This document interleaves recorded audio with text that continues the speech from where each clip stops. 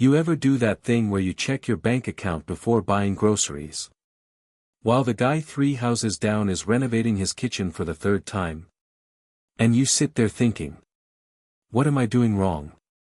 How are these people affording this? Did everybody secretly become rich except me? Because online, in the neighborhood, in the office parking lot, it feels like everyone is winning. The new car. The luxury vacation. The starter home that somehow costs $500,000. The perfect backyard. The upgraded countertops. The family photos in matching linen outfits like debt doesn't exist. But here's the truth nobody says out loud. Most people don't want to be rich, they want to look rich. And in 2026, that performance has gotten really expensive.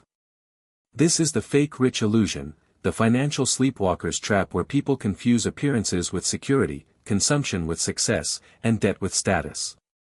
And the most dangerous part? A lot of people aren't even lying to you.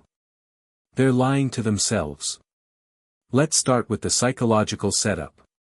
Humans are hardwired to compare. That's not weakness. That's biology.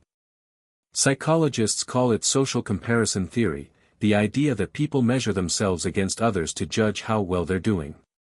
Research reviewed by the American Psychological Association found that people often compare upward, and those upward comparisons tend to make them feel worse. That made sense in a small tribe. It even made sense in a small town. But now you're comparing your real life to a highlight reel, your checking account to somebody else's leasing strategy, your retirement contributions to somebody else's inheritance, and your internal stress to someone else's external projection. Let me say that again because this is the entire game. You're comparing your internal stress to someone else's external projection. You know your overdraft fee. You know your credit card balance. You know how tight your budget feels. But you do not know if your neighbor got money from their parents. If their car is on an 84-month loan. If their vacation is on a credit card. If their home equity is basically imaginary. Or if their entire lifestyle is one minor emergency away from collapse. That's why modern wealth signaling is so toxic. We are all playing a status game where nobody reveals the scoreboard. And that creates what I call financial performance art, the carefully staged appearance of abundance without the underlying foundation. If you want to spot the fake rich illusion in the wild, start with the driveway. Because the driveway is where people park their insecurity. According to Bankrate, the average monthly payment for a new car hit $767 in late 2025, while the average used car payment was $537. And nearly 19% of new car loans now come with payments over $1,000 a month. Read that again. $1,000 a month. For something that loses value while sitting in traffic. And Kelley Blue Book notes that most vehicles lose 20% or more of their value in the first year, and many lose around 60% within 5 years. So when somebody is flexing a giant car they don't use for work, there's a decent chance they're not building wealth. They're renting an identity.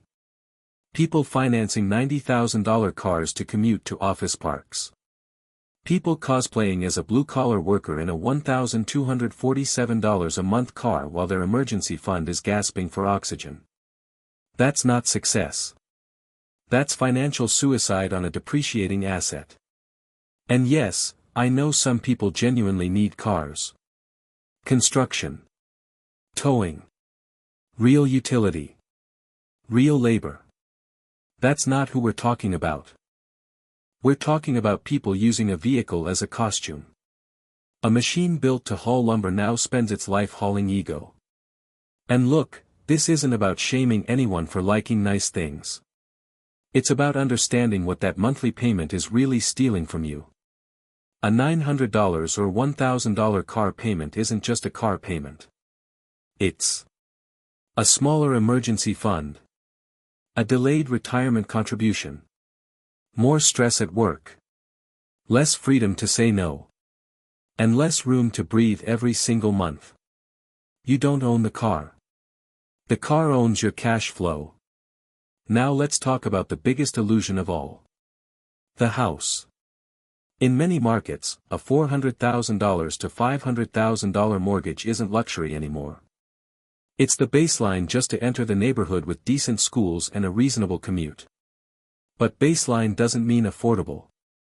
Redfin reported that Americans need to earn about $111,252 per year for a typical U.S. home to be considered affordable, and their definition of affordable is spending no more than 30% of income on monthly housing. CNBC also reported that median-income households, around $86,300, could afford only about a $331,483 home even with a 20% down payment. So what happens when a median earner tries to force themselves into a $400,000 or $500,000 house with a tiny down payment? That's when homeownership turns into financial quicksand. Because the payment isn't just principal and interest. It's property taxes, insurance, repairs, appliances, maintenance, HOA fees, yard equipment, furniture, and the constant drip of suburban emergency spending. People see the house and think, they made it.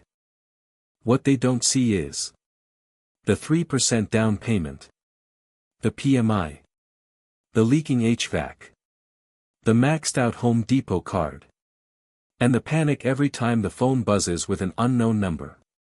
That beautiful neighborhood. A lot of it is built on permanent emergencies.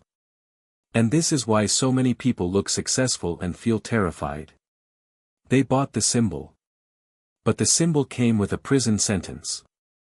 That's what being house poor really means. You own the asset on paper, but the asset has taken over your life. Now we get to the part nobody likes talking about. The reason some people look effortlessly ahead is because they are not running the same race. There is often an invisible safety net behind the lifestyle. CNBC reported in 2025 that for the first time, 50% of parents with an adult child over 18 provide at least some financial support, and they're giving an average of $1,474 a month. That is a shocking number. Because if someone's rent is subsidized, or their cell phone, health insurance, auto insurance, groceries, or down payment got covered by family, then the lifestyle you're comparing yourself to is not funded by salary alone. That's what I call the invisible income effect. It's the money you don't see. Parental support. Inherited assets. Side hustles. Trust funds. Living at home. Family childcare. Family real estate. Or debt that hasn't exploded yet. And let me be clear, this isn't bitterness. This is clarity. There is nothing wrong with getting help. The problem is when that help gets edited out of the story, and everyone else is left feeling like failures for not matching a curated facade. So if you're looking around wondering why everybody else seems to be sprinting ahead, remember this.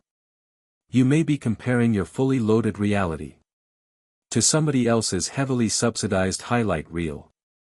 And those are not the same thing. Now let's talk to the 40, 50, and 60-year-olds. Because there's a special kind of pain that comes from finally earning good money. And still feeling broke. You hit 6 figures. You thought this was the chapter where things finally got easy. But instead, you have the nice zip code. The nicer car. The bigger house.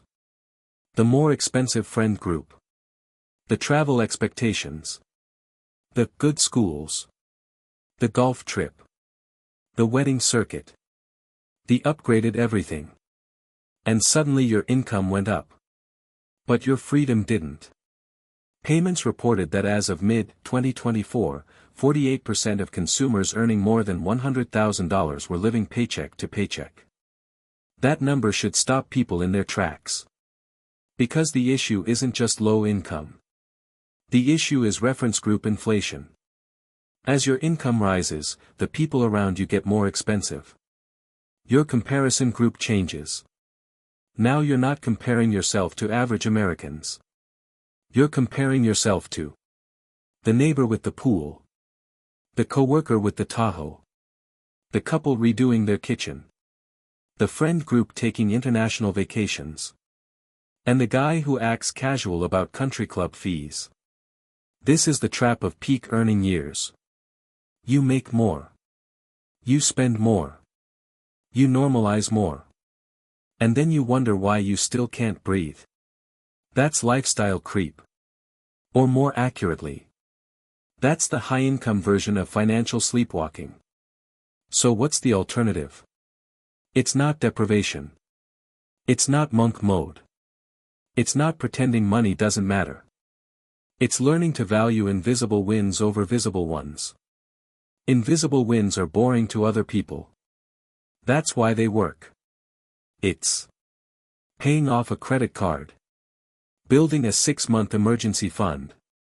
Maxing out a Roth IRA. Saying no to the luxury SUV. Keeping the 10-year-old car. Buying below your ceiling. And freeing up $1,000 a month in cash flow instead of setting it on fire to impress people who are barely paying attention. Because here's the uncomfortable truth. You can either look wealthy or be wealthy, but for most people, you cannot do both. Not in the same season. Not with the same dollars. The quiet win is driving the older car so your future self can breathe. The quiet win is having cash in the bank when life punches you in the mouth. The quiet win is being able to say, no, I can't make it, without fear. The quiet win is owning less of the costume and more of your actual life. And that's why financial security is quiet, it doesn't announce itself. It doesn't rev at a stoplight. It doesn't post from first class. It doesn't need quartz countertops to validate its existence. Security is quiet because it's real. Real wealth is not looking expensive. Real wealth is not being one missed paycheck away from panic. Real wealth is not needing to perform stability while privately drowning. Real wealth is simple. It's the ability to quit a job you hate. It's the ability to buy groceries without checking your balance. It's the ability to handle an emergency without turning it into a crisis. It's margin. It's peace. It's sleep. That's the part social media can't photograph. And that's why fake rich is so seductive. Because fake rich is visible. Real wealth is often invisible. Fake rich gets compliments. Real wealth gets options. Fake rich gets likes. Real wealth gets freedom. So if you've been feeling behind because everyone around you looks like they figured it out, hear me clearly. A lot of what you're seeing is not wealth. It's leverage. It's subsidy. It's comparison-fueled spending. It's financial performance art. And if you stop chasing the image, you can finally build the thing. So stop performing for people who don't care about you. Stop financing a lifestyle that steals your sleep. Stop mistaking visible consumption for private stability. And start building the kind of foundation that actually changes your life. Because the goal was never to look rich. The goal was to be free. If this hit home, drop a comment with one invisible win you're chasing right now: paying off debt, saving your first emergency fund, keeping the old car, whatever it is. And if you want more videos that expose the money lies keeping normal people stressed, subscribe. Because the people who actually win with money usually don't look like they're winning. They just sleep better. Like and subscribe if this helped and gave you something to think about. Thanks for watching. I'll see you in the next one.